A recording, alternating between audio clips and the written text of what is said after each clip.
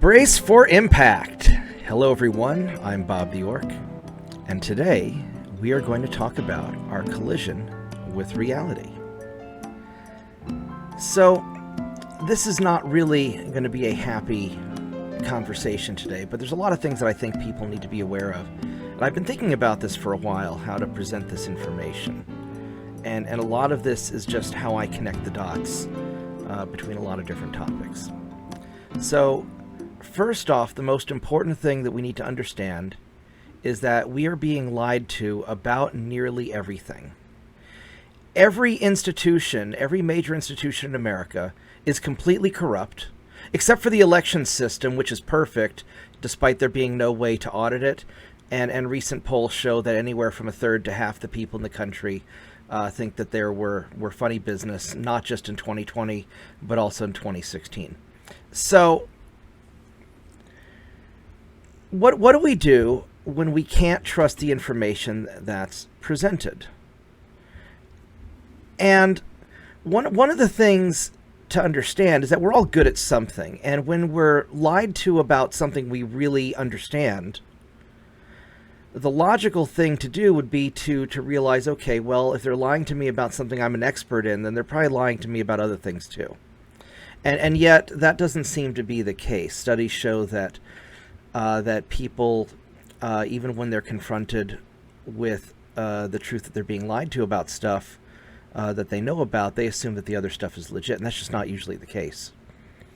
So, the first thing that you should do is look at the world through your own eyes and try to look for primary source material. What's really going on? Now, that can be also misleading because a lot of times primary sources, if not given to you in full context, you could misunderstand the context. They could be misled. And so even when people are telling the truth to us, there's almost always an agenda. We're being misled, if nothing else.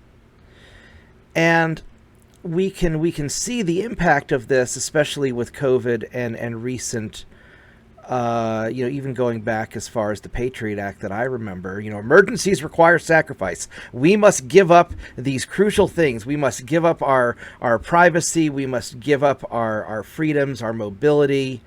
Show your papers, wear a mask, do all these things, right? But not everybody has to do them. It's us common folk that have to do it, and yet there's countless examples historically of the ruling elite getting to violate their own rules. Look at Gavin Newsom in his French Laundry, where, not that I'd ever eat at a fancy restaurant like that, but, in the middle of his own self-imposed lockdown, he was out hanging out with his buddies from Big Pharma without a mask and just throwing it in your face. So, there's been a common trend, at least over the last 20 or so years that I've been aware of. I'm sure it's been going on longer than that. I'm just not that old to have seen it with my own eyes. 9/11, terrorists crashed airplanes into our buildings. So because these people from foreign countries did bad things, we need to authorize what would previously have been illegal domestic surveillance. Well, that's not really a good solution. And so whenever there's an emergency, we have to sacrifice our wealth, our freedoms, our blood. And it almost seems like these emergencies are being created, or certainly at least being encouraged, let's say.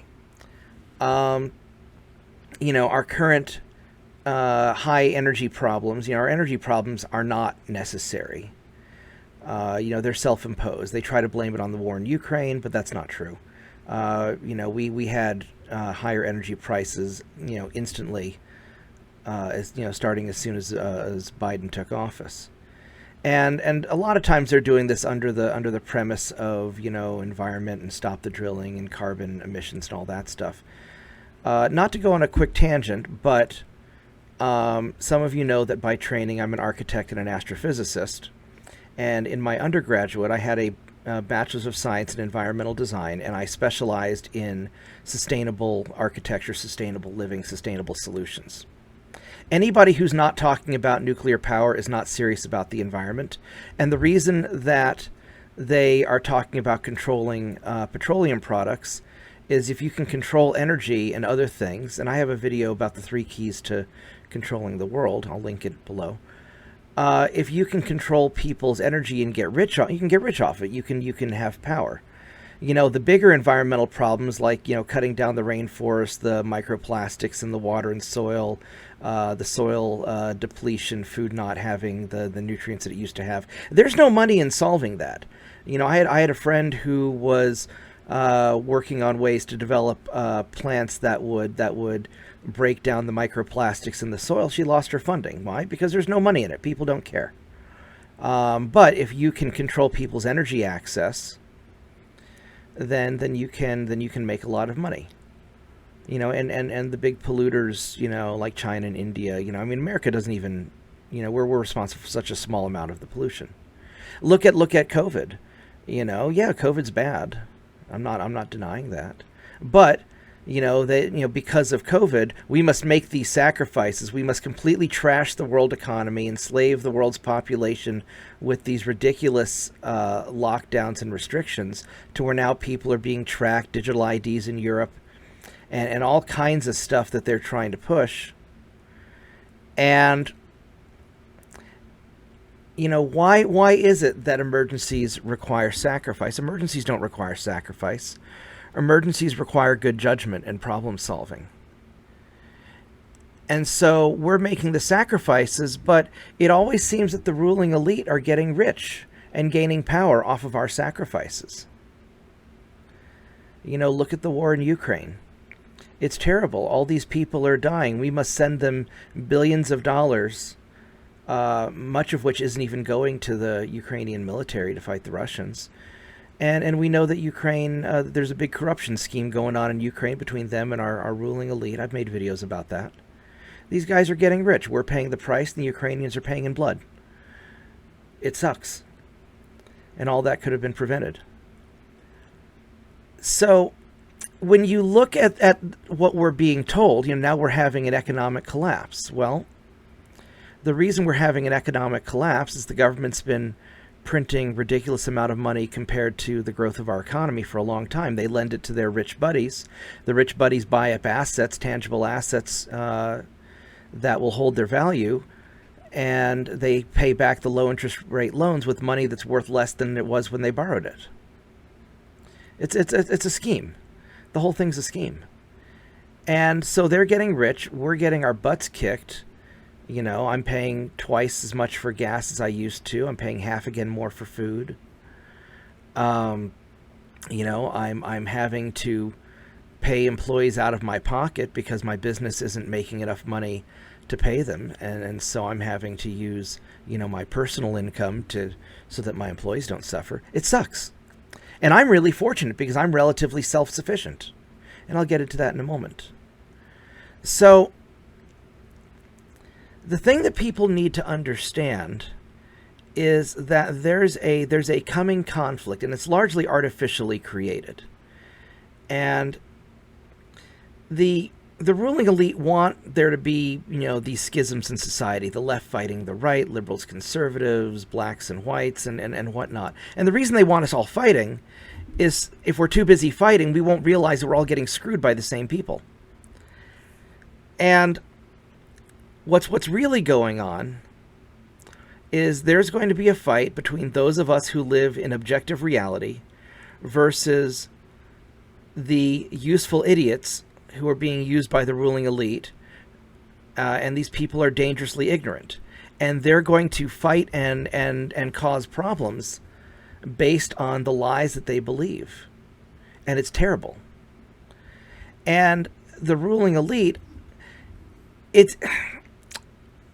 I can't decide if they're just dangerously corrupt and incompetent, or if they're actually malicious. You know, I went to school with a lot of people who, you know, I went to a fancy private school. I don't talk about it too much. But, you know, I went to school with a lot of movers and shakers, the kids of movers and shakers, and they grew up to be, you know, quite influential. And most of these people were genuinely good people. But, you know, we were told that, you know, we were the elite and we would, have to make good decisions and lead the world and help the ignorant masses. That's a little bit arrogant. Now, some of the kids I went to school with were assholes, and and they did some things. They knowingly did some things in their adult life that I disagree with. But most of them, I think, were just indoctrinated in this idea that they know best. But there's also some greed involved, and a lot of our ruling elite, they think they're doing good, they want to do good, but they're getting rich in the process, or a lot of them are just outright corrupt and malicious. And it's hard to sort that out. But this is going to cause a lot of problems. And whenever the world has problems, people become tribal. It's no longer going to be about good ideas. It's going to be about, I'm protecting my people versus you and your people.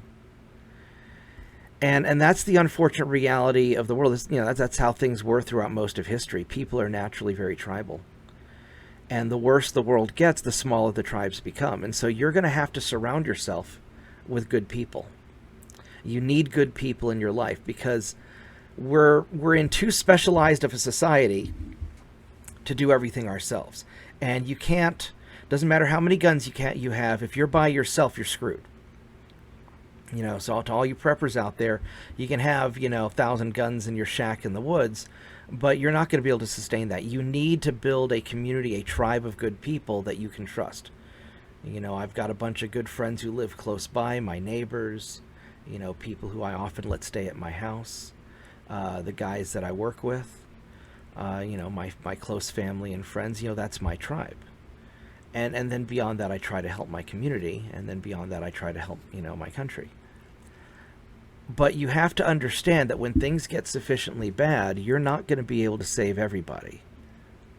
Now, if I take care of my people and you take care of your people and we each take care of those that we care about, we'll get through this. That's how they got through the Great Depression.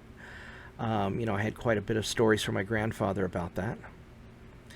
And so surround yourself with good people that you can rely on. Remember, most medieval sieges failed because somebody on the inside opened the gates to the barbarians and let them in. You need people you can trust who won't open the gates, because things are going to get rough. So that's probably the biggest point I have here. And you need to find trusted sources of information from people you trust. For example, I don't give a damn about what the World Health Organization says. I have a really great doctor who is an expert on a variety of topics, and he hasn't lost like a single patient to COVID. So I do what he says rather than the WHO or the CDC or any of these, assholes who have probably, allowed, a million people, 500,000 people to die because of poor information, bad decisions, whatever the hell's going on with COVID. These people made a lot of bad decisions. I don't care if you're a Trump guy or Biden guy or whoever. These guys all made a bunch of bad decisions. So I listen to my doctor because my doctor knows me. I haven't hardly been sick in years. He hasn't hardly lost anybody to these problems, and he specializes in diabetics. If you check out my YouTube channel or my Rumble channel, I've got conversations with him. He's good stuff. Find trusted people. Find good people that you can get reliable information on. When I want to know what's going on with the whole Russia-Ukraine thing, for example, I talk to my Ukrainian friends. I talk to my Russian friends. They're there. They know what's going on. I use some common sense. I don't blindly trust, CNN or Fox or any of these losers on TV. So you need good people in your life. You need good sources of information, and you have to understand what's coming. Because we're looking at really bad inflation combined with an economic recession. It's already started. You don't need the government to tell you, oh, things are kind of getting bad. No, look at the gas prices. Look at the food prices. Look at your rent. Look at your day-to-day bills. My expenses as a business has gone up, 30% in the last year or so. It's terrible. And I'm sure that you've had similar problems. Meanwhile, they're saying that the economy is starting to contract, 1 point something percent, 1.4% in the first quarter. No, we're gonna have recessionary inflation. That's the worst of both worlds. So what can you do about it? Well, there's a few things that I've done, and a lot of this is based on conversations with my dad, who, he's a PhD economist. He taught at 6 universities, worked for the Federal Reserve Bank. I've got a book that he wrote on my website that I helped him kind of modernize. He wrote it originally in 1978, and we made an updated version for this year, and it's free on my website. I'll put links in the description below. And that talks about some of what you can do from an economic standpoint, investment tangibles and preserving your money, things like that. But broadly speaking, you need to become as self-reliant and independent as possible. All of these, the common trend, if you look at the broad trend of what's happening over the last 20 years, we have emergencies. These emergencies require solutions that require you to give up your freedoms, to make sacrifices that make you more dependent on the system, which then makes it easier for them to have more emergencies that require even more sacrifices, and so on. And this is how civilizations fall apart. And because really a civilization is just a collection of people who share common values. And we're seeing a schism in our civilization. We see, a one civilization of people who believe in American idealism. America has its problems. We're not perfect, but we're getting better. And then you see another set of people, another civilization that wants to enslave themselves to the government, to big tech, to big business. They want to become dependent on Big Brother. And that's fine. If you want to do that, go for it, but don't make me do it. Becoming dependent on other people is about as anti-American as you can get. The whole reason America was founded was because people want to do their own thing. So you need to remember what it is to be an American. Become self-reliant as much as possible. Look, I started growing a garden, and it's a pain in the ass. Just as soon as I had some tomatoes, my dog went out there and thought it was his salad bar, and he ate all the damn tomatoes. So, look, the reality is you need useful skills. There's one of my first mentors was this old Jewish guy in New York named Bill Landau. And one day, I was around 8th grade, he rolled up his sleeve and showed me his tattoo that he had. And he explained to me how he survived the Holocaust. He had escaped Auschwitz like 3 times and kept on, but they'd capture him eventually. And he survived because he said, if you know how to do something that's necessary, no matter how bad the world gets, you'll survive. You'll be okay. And he knew how to do watches and clockworks and machinery and jewelry and stuff. I mean, they had him melt down dead people's gold teeth to make jewelry for their girlfriends. Nasty stuff, but he survived. I know about science and technology. That's going to be necessary. I can't grow my own food very well, and I don't know how to hunt. I'm sure I could shoot something, but I wouldn't know how to skin it or prep it. But I know how to build stuff, and I can trade those skills for people who know how to make food, who know how to, what. You have to know something that's necessary. And if you don't have necessary skills, you better learn something pretty quick. This is not the time to be, complacent and lazy. So, develop necessary skills, start a side gig. The economy is going to get rough. It's already getting bad. It was never really that great. I mean, even under Trump, things were better, but things weren't as great as he was saying. I mean, it was, at least here in Oklahoma, things were rough. And certainly, the COVID stuff didn't help. Really, if you look at it, as we've been outsourcing jobs to China and all, manufacturing overseas for the last 20 years, 30 years, things have really not been great for America. And maybe we'll eventually bring manufacturing home. I mean, you can, vote in the primaries and vote all these idiots out of office, because once they get past their primary, they're going to win. Most Democrats and Republicans are in safe districts, and they'll win their general election. So get rid of these idiots in the primary. That's when you have to do it, and it's primary season. Go do your research. Think for yourself.